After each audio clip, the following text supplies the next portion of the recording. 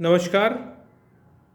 राजकीय महाविद्यालय बिजोलिया के ऑनलाइन भूगोल शिक्षण क्रम के आगे हम बढ़ रहे हैं और इसी के साथ बीए तृतीय वर्ष के जो सेकंड पेपर है ज्योग्राफी का, जो विश्व का प्रादेशिक भूगोल, उसके एक बहुत महत्वपूर्ण महाद्वीप अफ्रीका के बारे में आज हम पढ़ेंगे। जैसा कि हमें पता है कि सातों महाद्वीपों का अपना अपना महत्व है और इसी के साथ अफ्रीका महाद्वीप एक बहुत बड़े भूभाग पर स्थित, जो यूरोप के दक्षिण में और अंटार्कटिका के उत्तर में और भारत के पश्चिमी भाग में, यानी भारत के पश्चिमी दिशा में अवस्थित है। तो अफ्रीका महाद्वीप ये एक ऐसा महाद्वीप है जो विश्व के लगभग मानचित्र के मध्य में स्थित है और इससे तीनों जो रेखाएं हैं, कर्क रेखा, विषुवत रेखा और मकर रेखा, वो वहाँ से गुजरती हैं। आप अगर मानचित्र देखेंगे तो आपको पता चलेगा कि एकमात्र ऐसा महाद्वीप जिससे तीनों रेखाएं गुजरती है।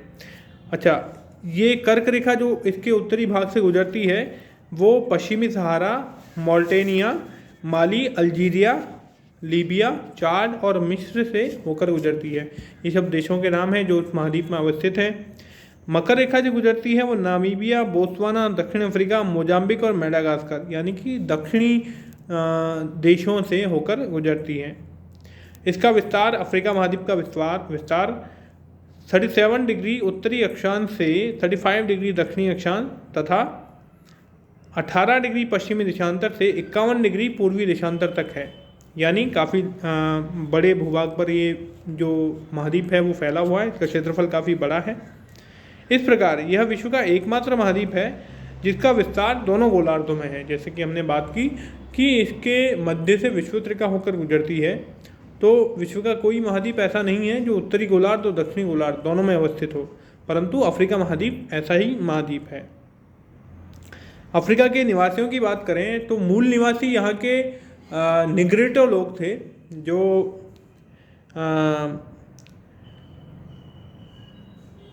निग्रिटो लोगों का महाद्वीप में प्रसार दोनों गोलार्धों में है, उत्तरी भाग में भी है और दक्षिणी भाग में भी है।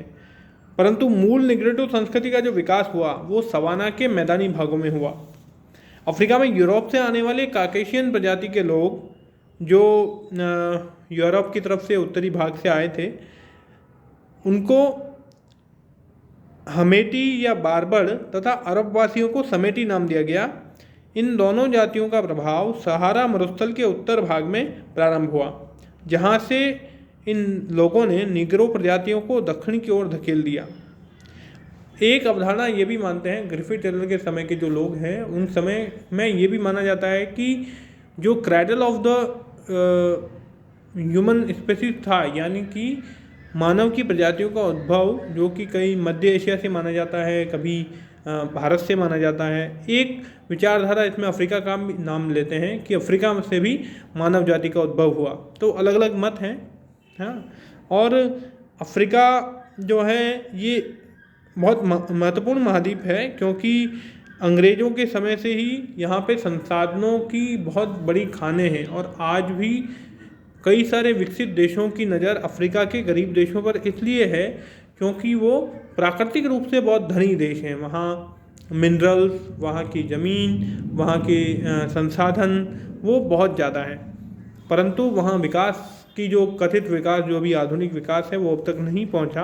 वहाँ पे आज भी कई सारे जो जंगलों में या जो जनजातियाँ हम पढ़ते हैं, बुशमैन जनजाति और ये सारे मरुस्थलीय जनजातियाँ जो है, पिग्मी, बद्दू, तो ये सारे वहाँ पे पाए जाते हैं। इस तरह से अपन आगे देखते हैं कि उत्तरी अफ्रीका में नवीन मोड़दार पर्वतमाला एटलस पर्वत के नाम से जानी जाती है।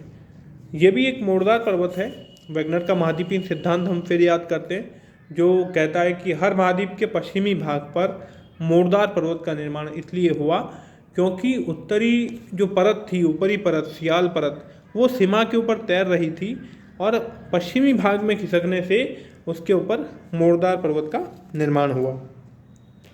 यह वास्तव में यूरोप के आल्प्स पर्वत की श्रृंखला का विस्तृत भाग है, जो स्पेन के सियरा नेवादा पर्वतों से रीफ एटलस नामक पर्वत के रूप में अफ्रीका महाद्वीप में दिखलाई देते हैं। तो ये जो पर्वतमाला है ये महत्वपूर्ण पर्वतमाला है अफ्रीका की, और ये यूरोप के आल्प्स पर्वत का ही एक भाग है। तो इस तरह से अपन अगर इसके भूभाग पे और नज़र डालें अफ्रीका के, तो मैप में आप देखेंगे कि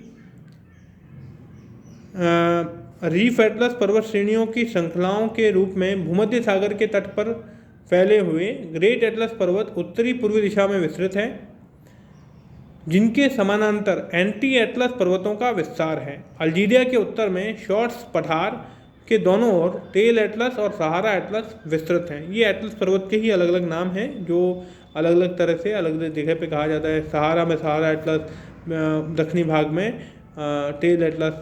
तो अच्छा, जलवायु की जब अपन बात करें तो जलवायु में विषुवत रेखा के दोनों ओर समान रूप से स्थित होने के कारण अफ्रीका में भूमध्य रेखीय से भूमध्य सागरीय जलवायु पाई जाती है। यानी भूमध्य रेखीय जलवायु ऐसी जलवायु जहाँ पे बहुत उच्च तापमान और उच्च वर्षा पाई जाती है। भूमध्य सागरीय जलवायु का मतलब ये होता है कि वहाँ पे ग्रीष्म ऋतु में कम वर्षा और शीत ऋतु में अधिक वर्षा पाई जाती है। यानी दोनों के बीच में बहुत ज़्यादा डिफरेंसेस हैं। परंतु अफ्रीका का धरातल या भूभाग जो है वो दोनों गोलार्धों में फैला हुआ है, बहुत बड़े भूभाग पर वो फैला हुआ है, इसलिए बहुत विविधता वाली जलवायु वहाँ पाई जा सकती है। तो भूमध्य रेखीय से भूमध्य सागरीय तक की, इसका मतलब ग्रीष्म ऋतु में वर्षा, भयंकर वर्षा और शीत ऋतु में भयंकर वर्षा, ये सारे वेरिएशन अलग अलग स्थानों पर उस अफ्रीका महाद्वीप में पाए जाते हैं। खनिजों की दृष्टि में देखें अगर अफ्रीका को, तो खनिजों की दृष्टि में अफ्रीका बहुत धनी महाद्वीप है। एक आंकड़ा अपन लेते हैं, अफ्रीका महाद्वीप में विश्व का 96% हीरा, 60% सोना, 42% कोबाल्ट, 34% बॉक्साइट, 17% तांबा और लगभग 20% यूरेनियम पाया जाता है। जितने महत्वपूर्ण खनिज हमने बताए, धात्विक और अधात्विक और परमाणविक, वो सारे खनिज आज बहुत महत्वपूर्ण खनिज हैं। और अफ्रीका क्योंकि पठारी भूभाग है, मरुस्थलीय भूभाग है, इस कारण से बहुत पुराना भूभाग होने के कारण वहाँ खनिजों की बहुत अधिकता है। तो हमने हीरे में देखा 96% विश्व का, तो एकाधिकार, लगभग पूर्ण एकाधिकार। 7% सोना, क्योंकि ये जो सोना और हीरा ये जो हैं ये बहुत मूल्यवान खनिजों में गिने जाते हैं। हालांकि इनका मूल्य फ़िलहाल तो क्या है, पर फिर भी जो देश और जो अर्थव्यवस्थाएं और सरकारें जिस आधार पे कीमत तय करती हैं, तो उन कीमतों में ये खनिज बहुत महंगे खनिजों में से हैं और ये अफ्रीका में पाए जाते हैं। और यूरेनियम जो कि परमाणविक ऊर्जा का स्रोत है और कई सारी आणविक ऊर्जा के संयंत्र वहाँ लग सकते हैं, तो यूरेनियम भी विश्व का 20% यानी कि 1/5, 1/5 भाग पूरे विश्व का केवल अफ्रीका महाद्वीप में पाया जाता है। इसका मतलब बहुत धनी महाद्वीप है। आगे हम देखते हैं कि जल विद्युत शक्ति की दृष्टि से अफ्रीका विश्व में प्रथम स्थान रखता है। पूर्वी और पश्चिमी सहारा में 200 किलो कैलोरी वर्ग प्रति सेंटीमीटर औसत वार्षिक सौरताप की प्राप्ति होती है, जो विश्व में सर्वाधिक है। इसका मतलब आणविक ऊर्जा में नंबर 1, जल विद्युत शक्ति में नंबर 1 और सौर ऊर्जा प्राप्ति में, औसत वार्षिक सौर ऊर्जा प्राप्ति में प्रति वर्ग सेंटीमीटर का जो आंकड़ा है वो 200 किलो कैलोरी का है। एक वर्ग सेंटीमीटर, 1/1 सेंटीमीटर की धरती पर 200 किलो कैलोरी की ऊर्जा प्रति वर्ष सौर ऊर्जा मिलती है। यानी बहुत गर्म महाद्वीप है और यहाँ से सौर ऊर्जा भी काफ़ी सारी काम में ली जा सकती है। यानी बहुत संभावना वाला महाद्वीप ये अफ्रीका है। वर्षा की अपन बात करें तो अफ्रीका में पश्चिमी तटीय क्षेत्र में वर्षा काफ़ी कम होती है। मलागासी के मध्य में पर्वत स्थित होने के कारण पूर्वी तट पर सालों भर अधिक वर्षा होती है। विषुवत रेखीय क्षेत्र होने के बावजूद अबिसिनिया पठार पर अवस्थित होने के कारण अदीस अबाबा का औसत वार्षिक तापमान मात्र 16.7 डिग्री सेंटीग्रेड है। ताप परिसर केवल 0.2 डिग्री सेंटीग्रेड है। ये तापमान और वर्षा की विविधताएं हम देख सकते हैं अफ्रीका महाद्वीप में सर्वाधिक वर्षा की पेटी महाद्वीपों के बीचों बीच पूर्वी पश्चिमी दिशा में फैली हुई।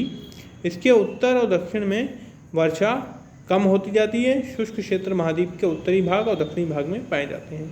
जब हम मैप देखेंगे उसमें हम अच्छे से देख सकते हैं कि उत्तरी भाग क्योंकि सहारा मरुस्थल का है और दक्षिणी भाग कालाहारी मरुस्थल का है, और मध्य भाग जो है जहाँ से विषुवत रेखा विषुवत पेटी जो है वहाँ पे अच्छी वर्षा पाई जाती है, और उससे उत्तर की ओर जाओगे तो वर्षा कम होगी, दक्षिण की ओर जाओगे तो भी वर्षा कम होगी। तो ये अच्छा, कांगो बेसिन की बात करें तो वहाँ पे साल भर बरसात होगी। कांगो एक नदी है जिसके बेसिन में साल भर बरसात पाई जाती है। अफ्रीका में एक देश है लीबिया। ये एक फैक्ट है जो आप याद रख सकते हैं कि अफ्रीका के लीबिया देश के अजीजिया में विश्व का उच्चतम तापमान 58 डिग्री सेंटीग्रेड अंकित किया गया है, यानी वो विश्व का सबसे गर्म स्थल है, सबसे गर्म स्थान है। तो ये याद रखने के लिए एक फैक्ट है।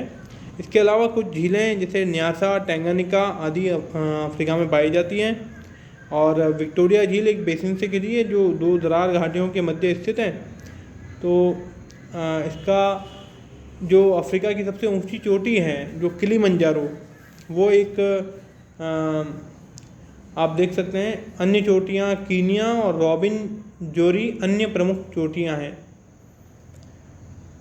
एक जलप्रपात जो काफ़ी फेमस है, स्टैनले जलप्रपात, जो कांगो नदी पर स्थित है, और वो अटलांटिक महासागर में गिरती है, यानी कि ये इसका जो बहाव क्षेत्र है कांगो नदी का, ये अटलांटिक की तरफ यानी पूर्वी भाग से पश्चिमी भाग की तरफ गिरती है।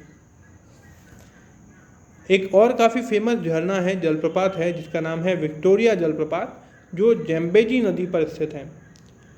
तो ये अफ्रीका का हमने वर्षा देखा, फिर हमने तापमान देखा, धरातल देखा, और धीरे धीरे हमने खनिज संसाधन ऊर्जा की ओर भी हम गए, और फिर हम नदियों की ओर आ रहे हैं, झीलों की ओर आ रहे हैं।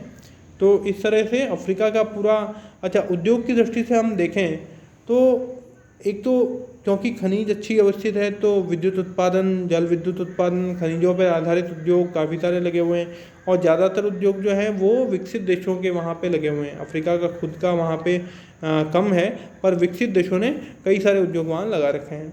एल्यूमिनियम उद्योग एक बहुत विकसित उद्योग वहाँ पे है, क्योंकि बॉक्साइट के क्षेत्र से वो बॉक्साइट काफ़ी सारा पाया जाता है, और जाहिर सी बात है जो सोना और हीरा और यहाँ पे निकाला जाता है तो वहाँ से कुछ रॉ मटेरियल को साफ़ करने के उद्योग और वहाँ से एक्सपोर्ट के उद्योग भी वहाँ पे लगाए गए हैं।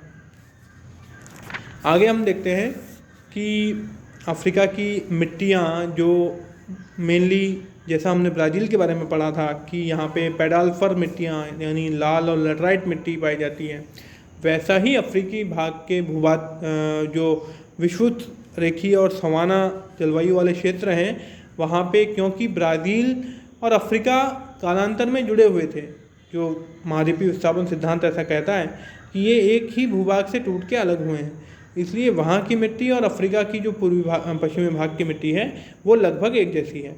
तो यहाँ भी लाल और लेटराइट मिट्टी पाई जाती है। नाइजर नदी के डेल्टाई क्षेत्र में 60% भाग वन मैंग्रोव पाए जाते हैं। ये विश्व का सबसे बड़ा मैंग्रोव वन है। मैंग्रोव वन मतलब जहाँ पे दलदली भाग में जो सदाबहार वन पाए जाते हैं वो नदी के मुहानों पर पाए जाते हैं। तो नाइजर नदी के मुहाने पे जो पाया जाता है डेल्टाई क्षेत्रों में, मुहाना नहीं, डेल्टाई क्षेत्रों में जो पाए जाते हैं जहाँ सागर से मिलती है, तो वहाँ 60% भाग पर मैंग्रोव वन है, जो विश्व का सबसे बड़ा मैंग्रोव प्रदेश है। तो हम देख सकते हैं कि विश्व का सबसे गर्म स्थान, सबसे ज़्यादा खनिज, सबसे बड़ा सौर ऊर्जा वाला क्षेत्र, सबसे बड़ा मैंग्रोव क्षेत्र, ये सारे अफ्रीका महाद्वीप में पाए जाते हैं। तो कुछ चीज़ें आप अफ्रीका के बारे में और पढ़ सकते हैं। दक्षिणी अफ्रीका विश्व का सबसे बड़ा सोना उत्पादक देश है, जो कि हमने पढ़ा। हाँ, और यहाँ सोने की बड़ी लंबी पेटियाँ है, जैसा आपने कभी देखा भी होगा कि डिस्कवरी और इन चैनल्स पे जब सोने की खदानों में लोग खोज करने जाते हैं, तो अफ्रीका में काफ़ी सारे मरुस्थलों में ऐसी खोजें होती है, जब लोग काफ़ी सालों तक उस सोने की खदान की खोज करते रहते हैं। और इसमें हीरा के प्रमुख उत्पादक देश जो हैं वो जायरे, बोत्सवाना, घाना, ये दक्षिणी अफ्रीका वाला हिस्सा है पूरा, जो हीरा प्रमुख वहाँ पे पाया जाता है। और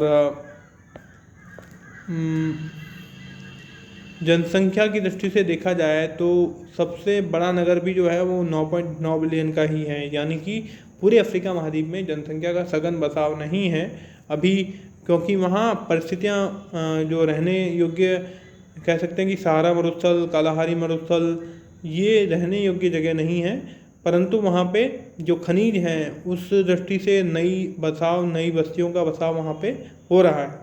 तो धीरे धीरे भविष्य में कहा जा सकता है कि उसका नगरीकरण स्वाभाविक है, परंतु अभी वर्तमान में हालत ऐसी है कि वहाँ पे केवल जो पुरानी प्रजातियाँ हैं जैसे बुशमैन है, कांगो है, पिग्मी है, ये वहाँ पे रहते हैं।